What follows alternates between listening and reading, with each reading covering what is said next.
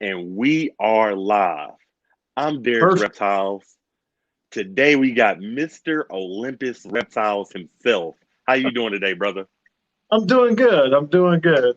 But for those of you who've ever seen me on a live anything before, you know I'm going to have a drink. So I hope that's okay. Hey, that's fine, man. Whatever you want, brother. We all adults.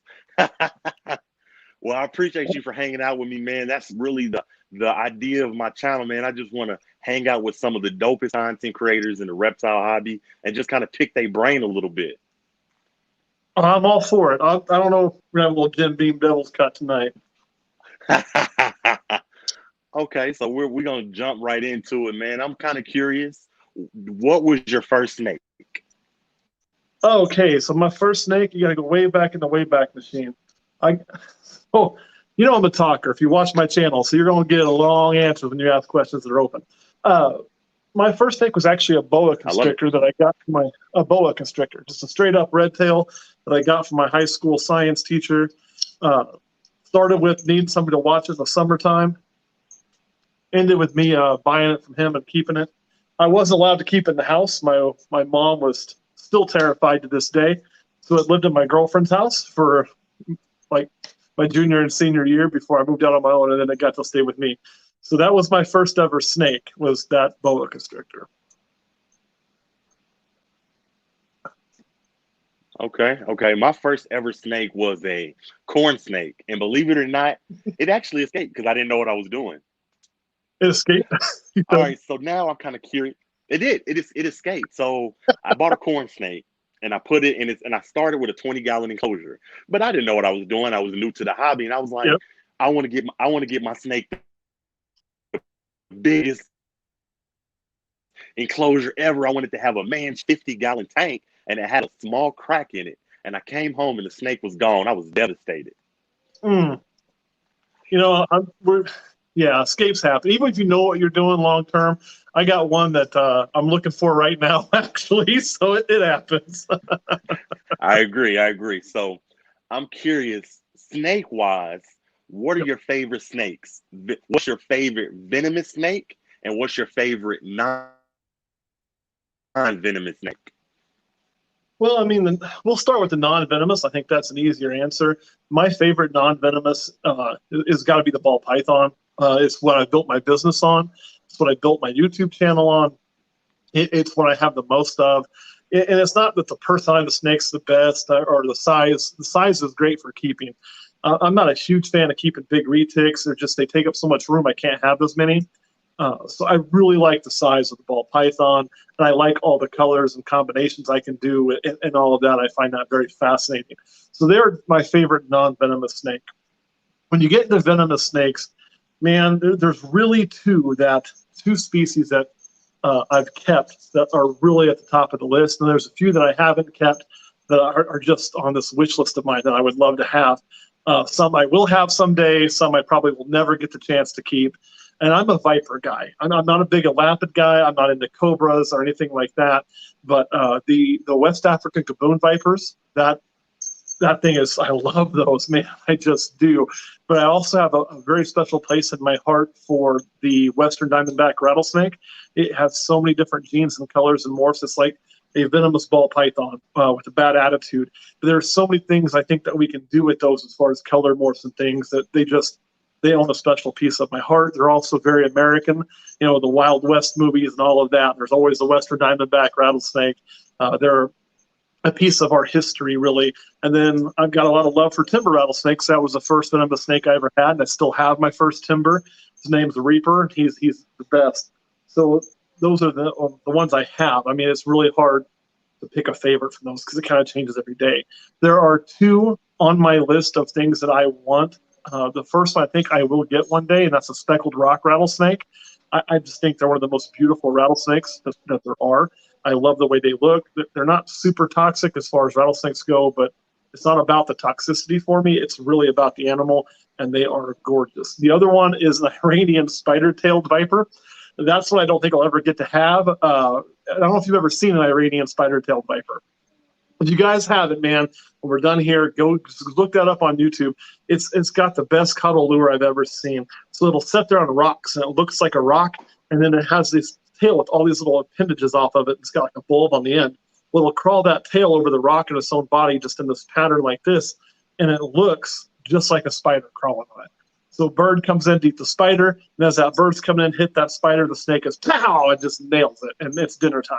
So I just think that is an awesome adaptation to have that much of a caudal lure, especially in an adult venomous snake. You know, you see caudal luring in like baby copperheads and things like that. We don't see it in adults to that extent. There's some thoughts in the West African gaboon using its eye as a caudal lure. That's why you'll see the eye twitch in them. It's really not known if that's why they do it. But that Iranian spider tail, it is nothing but a lure. It's pretty awesome. After we get done with this interview, I'm going to go look that up. The Iranian spider tail. I'm going to go look that up. Dude, this is amazing. Iranian spider tail bite. And of course, just in the mountainous regions in Iran, it's going to be really hard for that to make it to the U.S. market. So I probably will never get to keep one. But if they ever are here, I'm going to have that on my bucket list for sure. So. Right. So why reptiles? Like what made you get into the hobby? Oh man. So, you know, as a kid, I was that kid that played with dinosaurs all the time. You know, I had all the dinosaur toys and loved dinosaurs. And I started getting lizards when I was probably 11 or 12 years old, somewhere around there. And I just always loved them. And then I had that boa. I got married, was married for a number of years. We were trying to have a kid. Wife number one was terrified the boa was going to eat the baby, which is, that's ridiculous. But I also don't need to deal with a pissed off wife all day, right? So we got rid of the boa just to make the house happy. And I ended up getting the chameleon and a few other things. And then I got divorced. It was kind of like, why the hell not? So a friend of mine and I, we were out, and she told me, hey, you don't have to worry about anybody else. Do what you want to do. And I bought my carpet python.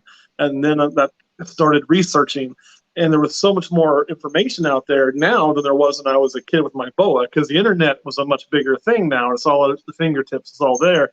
I started discovering all these ball python colors, and it just started, and it kind of was like, you know what, if you guys are going to be here, you're going to pay rent. So on to the business kind of thing, I guess, is the best way to explain it.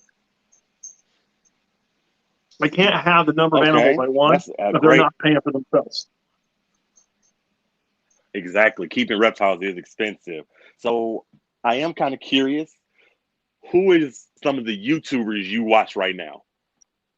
Oh my God. So this is going to sound terrible, but right now I don't really watch anybody. And I know that's horrible because but it's a time thing, man. It's a time thing. So like I work a 40-hour work week still or more. And with work, I'm traveling a lot. So like I'm gone probably on average 4 or 5 days a month with my job. Like I'm out of state. So when I'm home, I'm working on my animals, my YouTube. I'm going to start putting more time in my Instagram, try to get that because my Instagram sucks. If anybody's following my Instagram, you guys know I hardly ever post, but I'm changing that, man. We're going to start changing that.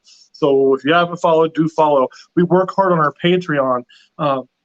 We work hard on all of that. We bought a second house for the reptiles. That's taken a lot of work. I mean, we're always constantly having to do something to the house to get it ready and to make it more functional and learn as we go. So I just don't have a lot of time. So it's really sporadic that I do watch somebody. If something pops up and I've got a few minutes, like when I'm pooping, I'll put them on. But there's not like a list of my must-watch people just because time.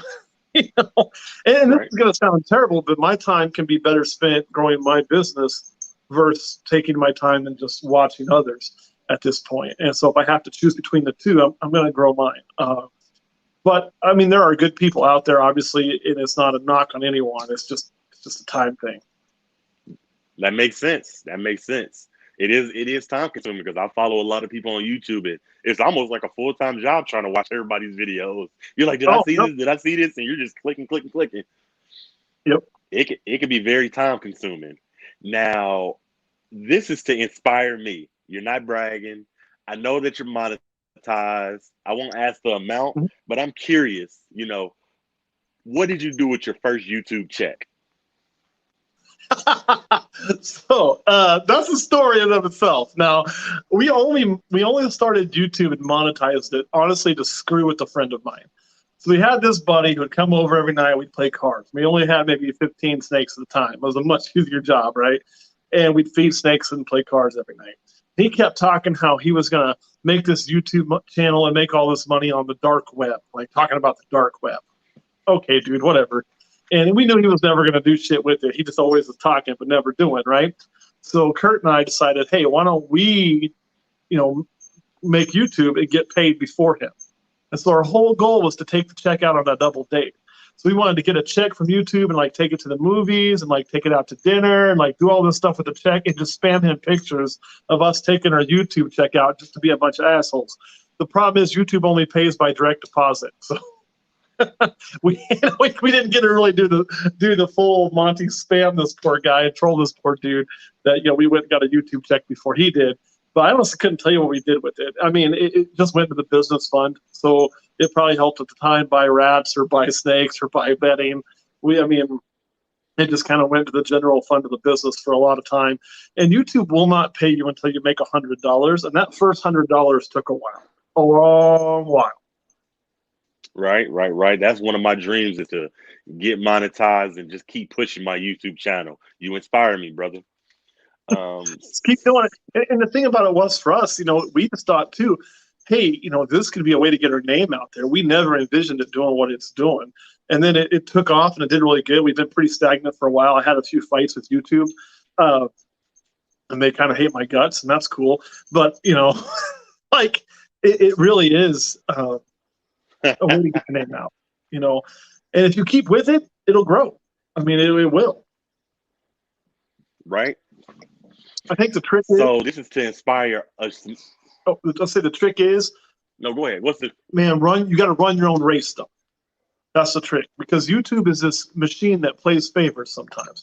So if you're always comparing yourself to others, like saying, well, this dude's here, you may see a dude take off, and you may be like, well, why the hell is that happening? It's not happening to me. And then you may see a dude flounder and all of these things, but you got to run your own race. Now you still got to, work your SEO stuff, and you still got to work your keywords, and you got to post consistently, and you got to do all those things. But it's really about running your own race. Be your own competition for it. Try to, push yourself forward, as opposed to like trying to compare to others, if that makes sense. That does make sense. That's great advice for us small YouTubers, man. I appreciate that. So this is to inspire me. You're almost on it. You right around that 60K mark. Yep. How does that feel, knowing that you got almost 60,000 people that want to subscribe to you? Oh, I don't know. The number won't mean too much till we hit 100, because 100. One of my goals is to get that plaque. I want to get that plaque from YouTube. That's a big goal of mine. So at the 100K mark, that's when I really will kind of feel like, we've done something on the numbers. I know passing 55 was a big thing, because it kind of meant that there's more people on my YouTube than live in the city I live in, and that's kind of funny to me. You think about that, and that means you have enough subscribers to fill a football stadium.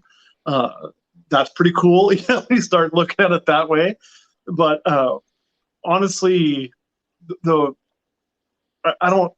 weird thing is, the handful of times, it's only happened 2 or 3 times, where you are out in public. I'm talking general public, not at a reptile thing, not at anything, just like the McDonald's drive-through, and somebody knows who you are. That always is the one that kind of hits home. You're like, damn, there's actually people out there who follow you, and that's pretty rare for me still. Thankfully, I don't ever want to be truly famous. I think that would be kind of a pain in the ass. If I go to a reptile event, I know there's going to be people who know who we are, but it's really strange still in that McDonald's drive-thru. I've had it happen walking into a restaurant. I've had it happen at McDonald's. I've had it happen at work a couple times, but probably maybe 5 times in the entirety of my life, somebody outside of being at a reptile event knew who we were and said something. So it's still pretty rare. What? That's what I'm working towards. Like I'm at the restaurant and somebody say, "Hey, you Derek's Reptiles." I'm gonna say, "Yes, I am."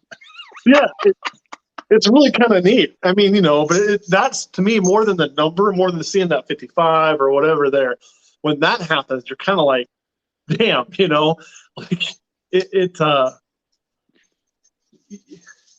it's a good feeling. Now, I wouldn't want that where I couldn't go outside without 10 people doing that, like, hey, knock it off. Sorry, my dog's barking at the cat.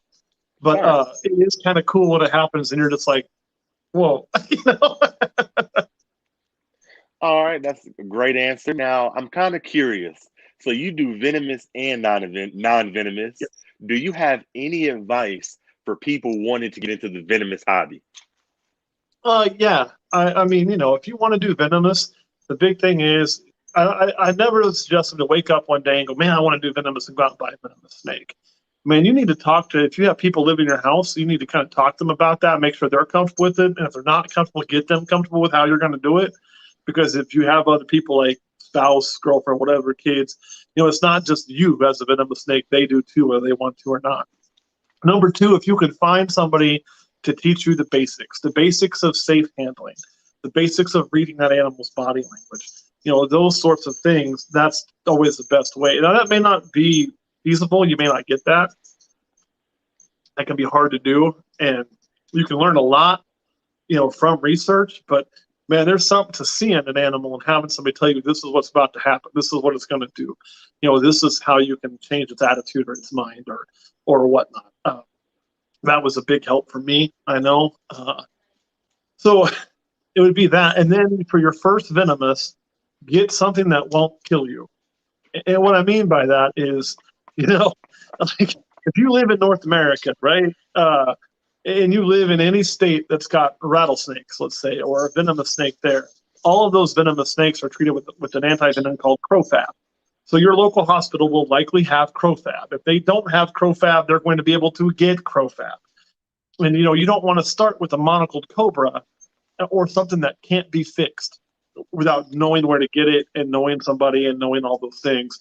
That's just a much more dangerous fight. And you also need to be prepared, man. It's not a cheap hobby. Like what I can do on a ball python, the time it takes me to like go through and service 10 or 15 ball pythons, I can do one venomous snake. One. Right. Because if I need to remove it, I got to get my tools together, kind of run my little safety check in my brain, pull it out, lock it up, secure it, go through clean. And then I'm not going to spot clean. I'm going to do everything because it's out, and then fix everything back up and then move it back in and then close the cage back up, relock it. So all of that time you're investing where I could have done 10 or 15 ball pythons. So it's a labor of love. It's not a labor of money. There's not a lot of money in venomous snakes either.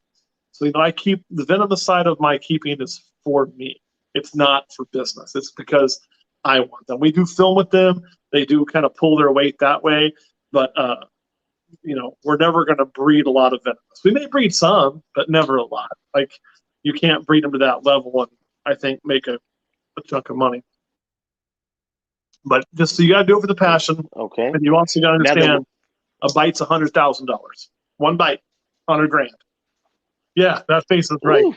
That's about the average price of getting bit, about $100,000. Oof. And that's if you're not taking a helicopter. You have to take a helicopter somewhere. You can add an ass load more to that. So.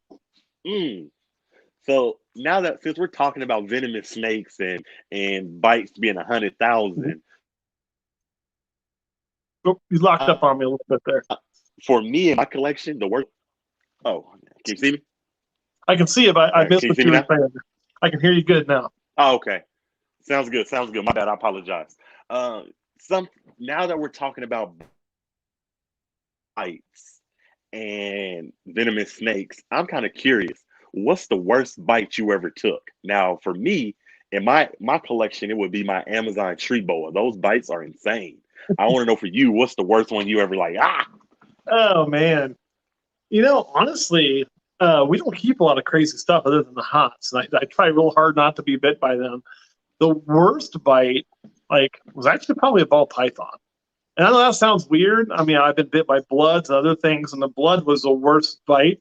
But one of them ball pythons, it broke a sliver of tooth off inside my hand. That abscessed. I had to cut it out later and press it out, pop this little piece of tooth out. That was causing all kinds of pain in my knuckle. So it lingered because it broke right here in my thumb knuckle, and I had to But typically, just as far as the damage done on the surface was probably a blood python. Oh wow! I could imagine. I heard that them blood python, them bites aren't too. So, I mean, up on your back though. It wasn't bad. It was my fault. It was a warning bite. I had it out. We were actually we weren't live. We were filming. and I have the snake out and it's on the table, and I'm handling it like a blood python. Then it goes to crawl off the table, and I go into ball python mode, and I kind of treat it like I would a ball python, and it turned sideways and nailed the shit out of me. But it really wasn't that bad. Right, I mean, right. I've seen way worse. But I don't really keep, other than like at our shop, which I'm part of the shop. We have some very large snakes there and some animals that can do some damage. But at home, I don't really keep it to do a lot of damage. Maybe the caiman. I guess the caiman could fuck me up a little bit. But right. I don't give him a chance to bite me either. So I'm curious, with you having your own shop and your house, how many animals do you have, do you think? Oh, God. I don't know with the shop. So the shop's owned by 4 people.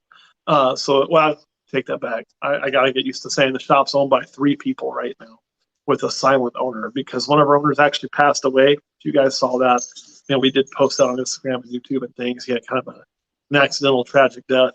So we have 3 owners. So like that's kind of all split.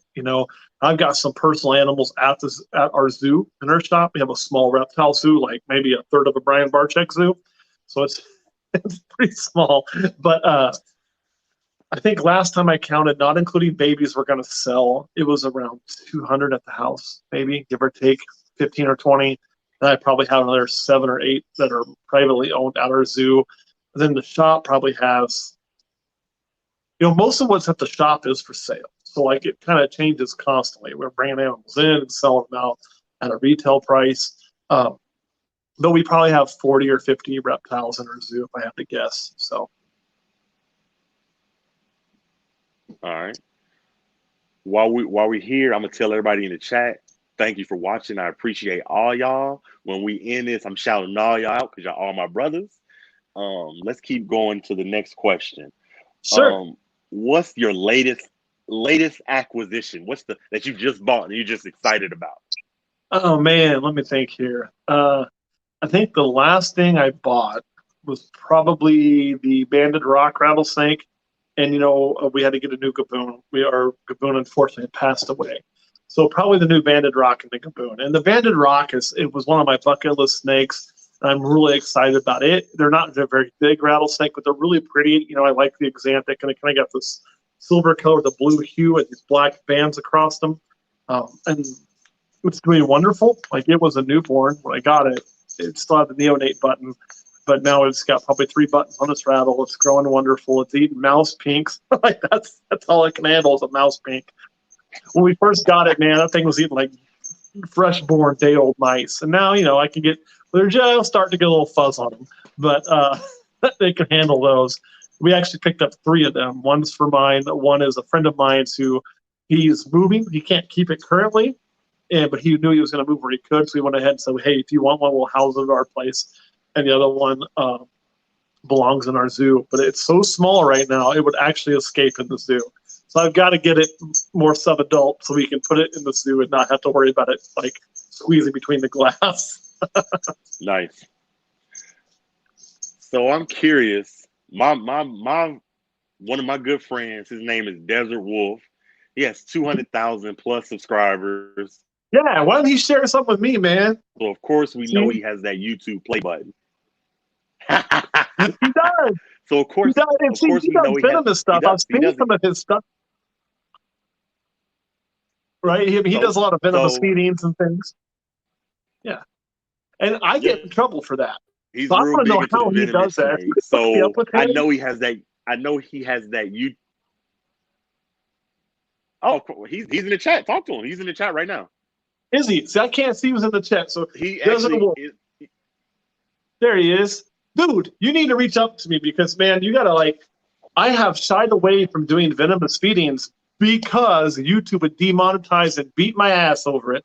So I want to know how you're able to do that. And yeah, Klubrai, that's what I'm talking about right there. He knows. Because, man, you grew your channel with that a lot, and that's what I want to do. But I'm a little bit on it because I got so in trouble over it.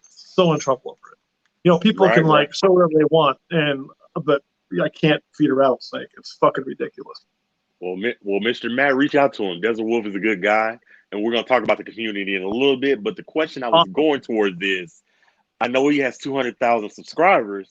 I know he has that YouTube play button. I He feel does. like you're gonna hit 100,000 soon. I want to know where you gonna put your YouTube Oh, well, I'll tell you what. If play Desert button Wolf in. wants to Out. collab with me and Where share you some of putting them it at? subs, you know what I mean, to get me there, that'd be awesome. I will reach out to you. Where I would put it, man. So it's hard. It's a toss up between two rooms right now. It'll probably go in the reptile house. So it's on display for when people come to visit. There it is. They can see it. That's likely where it will be. There's a part of me that wants to stick it in the room I'm in now. So I'm kind of in my man cave right now, and my man cave is a little like I'm an '80s baby, man. I was born 1981. I'm an old fart. I just turned 40, so I've like basically built my own arcade in here. I'll see if I can show you all that, and that's kind of what this room is. This is my man cave, so I could see sticking it in here too, but it'll probably go in the reptile house, most likely.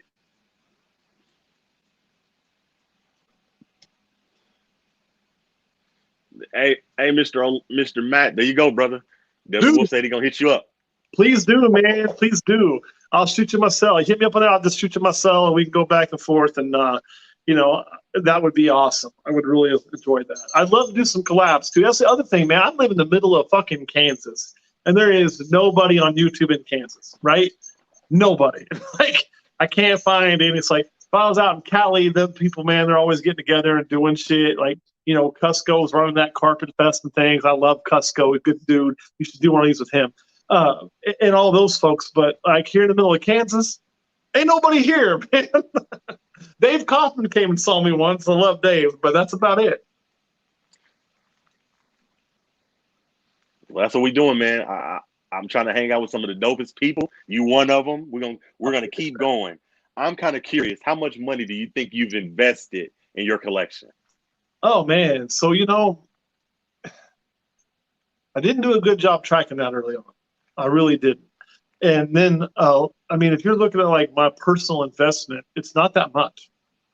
And that's because one thing I did a good job of is when I first started, everything I produced, like, man, that was my snakes' money. When my snakes made money, it was theirs. It wasn't my money. It was their money.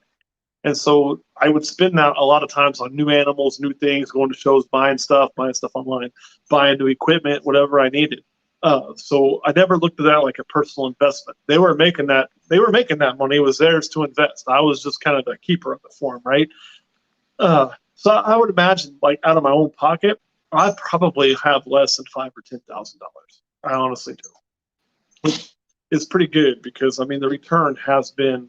I have made my investment back a lot, several times.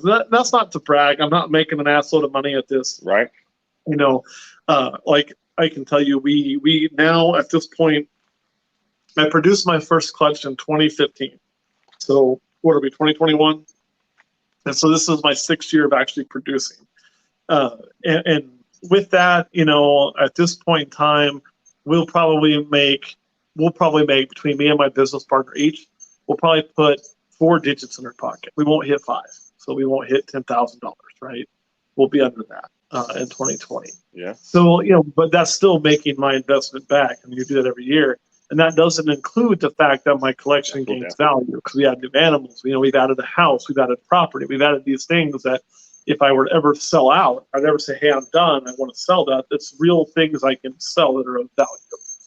So I'll probably put in 5 or 10 grand over the years of my own money. But I bet, I've had a damn good return on investment on that $5,000 to $10,000. A lot of work. That's what's up. There's another one of my friends. There's another one of my friends, been a wonderful, real big in the hobby. He's got like 60,000 subscribers. He said, he's heard of you. He wants to know, have you heard of him?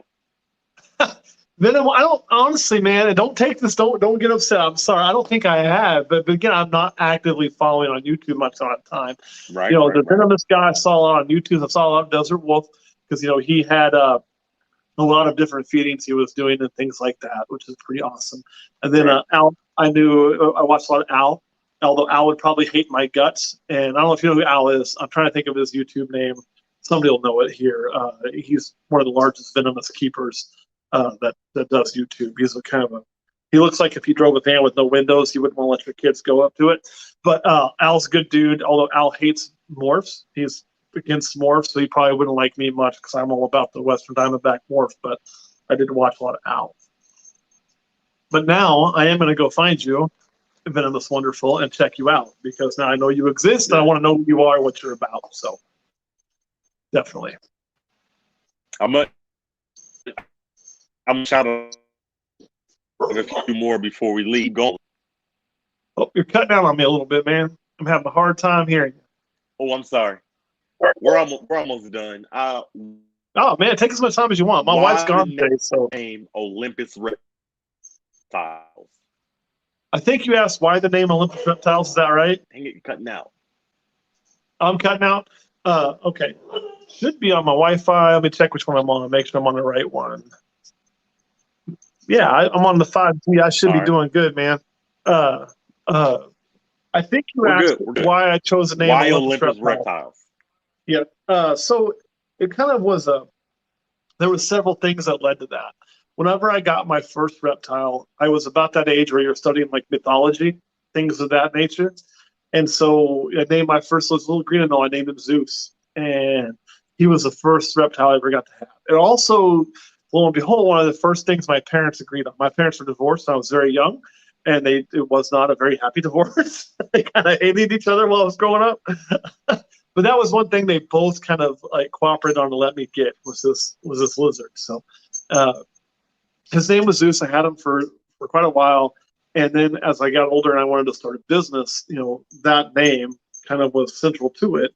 And then two, living where I live, which is Manhattan, Kansas, which is the home of Kansas State, which, if you like college sports, K-State football, K-State basketball, we're huge K-State fans. And their color, of course, is purple. So with that, I wanted to incorporate purple into my business to kind of give a shout out to where I'm from, or where I'm not from, but where I've lived for the last 20 years of my life. And of course, purple is the color of royalty, the color of the gods. So Olympus is a call out to Mount Olympus, where the gods lived, and Zeus lived, and the color purple. So it all kind of came together. So there it is. And I like American history, so that's where the emblem came from. That's what's up. That's what's up. Okay, I'm gonna ask you one more question that I'm kind of curious about. What's the rarest snake that you own? Oh man, so I own a couple world's firsts, I think. Anyway, at least I've never seen them before. So right now we've got a pastel lesser het desert ghost krypton, which would be het for clown, het for cryptic, het for desert ghost, pastel lesser. So we've got that snake in our collection. That thing, I hatched it personally this year. It's pretty badass. I really like that animal. And then I've also got what I think is a banana blitz calico black pastel. Yeah, I think that's all four there in it. I've never seen another one of those. So those are pretty rare. Honestly, hi, buddy. Sorry, my dog is being a butthole. Come here, this guy. But honestly, I would say my rarest ones, I've got some very rare Western Diamondbacks. That would include my reds. So I've got 3 that are this red color that come out of a certain hole in Oklahoma, out of a den network. Shh, you're fine. And I've got 3 of them. Then I also have what appears to be a hypo Western Diamondback. I've never seen another one of those. It was also wild caught. So it's kind of a toss-up between the world's first ball pythons, at least I think are world's first, and the Westerns that I don't think anybody else has. So that would be my answer. All right. Well, I'm getting ready to end this. I don't want you to leave because I'm going to talk to you afterwards. Sure. Before we leave, I always end and shout out some of my buddies because I'm in a reptile community and they're a great group of guys. So I will say this. If I forget anybody, don't hold it against me. Shout out to my Animal House, Iron Dog, Kurtwood, Desert Wolf, Venom, OSMR, Not Lou, Kurtwood, Todd, Jose's Exotics. It's a ton of good guys that I follow. Make sure y'all go look them up. Great community of guys. Mr. Olympus Reptiles, I want to say thank you for hanging out with me. You're a good guy. I appreciate you. Make sure y'all tune in tomorrow. I'm bringing another big guest to the live stream. I'm going to post it on my community tab. That's just where the dopest content creators in the reptile hobby and just chatting it up with them, man, having fun. Don't leave, Mr. Olympus Oh, Reptiles. I'm gonna end this. I appreciate oh, all y'all for watching. before we end it, If can I go make a ahead. shout out really quick? A little shameless Of course, self-promotion. go ahead. So if you're interested in a new way to buy and sell animals, I've got one. I do. With Morph Market having scams on it occasionally and things like that, what we have started is, of course, everybody knows we run a Patreon. We were the first reptile breeder to run a Patreon, I think. The only reptile person was Tortoises from Camp Keenan when we started. And on our Patreon, there is a buy and sell tab where you can post your own animals for sale and the community can buy and sell to each other. Our hope is if it's something where people have to pay a small fee to be a part of, you won't have scams on it. Scammers aren't going to pay to try to scam. And if they do scam, somebody is scammed, we can remove them. We can kick them out. Bye. So if you want a good place to do that and a great reptile community, I would say check out our Patreon. You can find it at patreon.com/Olympus Reptiles. And membership is simply $5. Even if you hate my guts, the Discord community, it's not like Facebook. We don't have any negativity. We don't have a lot of drama. And we're doing a lot of really cool stuff, including meet and greets. We're going to start some regional shit where people can get together in their own region to go to shows and things with people that they know to kind of make friends online and in real life, along with the buy and sell tab and everything else. So come check that shit out. I'm really proud of it. Make sure y'all subscribe to Olympus Reptiles. Check Please. out his Discord. He's asking a question. He wants to know this. Oh, it's not popping up. He said, there it is. What's up, Todd? So I do know now. That's some bitch right there. I know. So Todd Autry is a big dude. So if y'all aren't in his channel, you should check out his channel. So Todd's a guy that him and I think a lot alike in a lot of ways. And we see how to change some things in the reptile world on some other aspects of it. We're working on it together. Todd's an awesome dude. So I'm going to give Todd Autry a shout out there. We do have a Discord, Todd, but the Discord is private. So you have to be a member of the Patreon to be on the Discord. That way, we don't get the scams, we don't get the drama, we don't get the trolls. I mean, people have to pay $5 a month to have access to the Discord. Trolls aren't going to pay $5 a month. That's kind of our belief. So everybody on there tends to get along well. And communicate. It's very active, unlike a lot of Patreon Discords. There are people on there almost all the time, and I try to jump in myself. We actually have people who mod it to make sure it stays on the up and up. And if somebody's a problem, we will throw them out. It's good to see you too, Todd. I mean, for you guys that don't know, that dude, he is trying to do a lot of cool shit. So Todd's an awesome guy. Again, like I said, we're getting ready to leave. Make sure you go support all those people I said. J&G Reptiles, My Animal House, Iron Dog, Venom Wonderful, Todd, Kurtwood, OSMR, Not Lou, Jose. All of them. Go subscribe to them. It's a great group of guys. Mr. Olympus. Don't leave. I appreciate your time. Y'all tune in for tomorrow. I got another big guest, man.